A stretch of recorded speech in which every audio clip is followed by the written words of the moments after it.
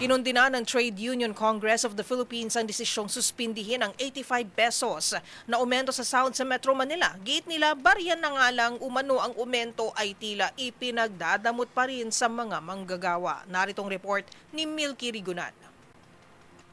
Kasuklam-suklam na barya na nga lang at tulugan pa ang ipinagkaloob sa mga manggagawa, nagpetisyon pa sa korte. Reaksyon to ng Trade Union Congress of the Philippines matapos ipetisyon sa Pasig RTC na suspindihin ang implementasyon ng 85 peso daily minimum wage increase sa mga manggagawa sa Metro Manila. Ang House Deputy Speaker Raymond Democrito Mendoza ng TUCP Party List may tuturing ito na the height of corporate greed and desperation at patunay ng kawalan ng malasakit sa ating mga manggagawa. Sabi ni Mendoza, ang unang 60 pesos na dapat sana ay nasa bulsa na ng ating mga manggagawa ngayong buwan ay gusto pang bawiin sa pamagitan ng korte, gayong ang balanse na 25 pesos ay sa susunod pang taon.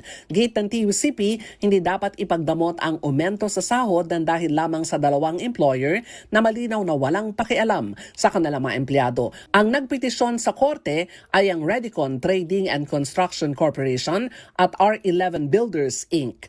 Para sa MBC TV Network News, ako si Milky Rigunan. Una sa Pilipinas, una sa Pilipino.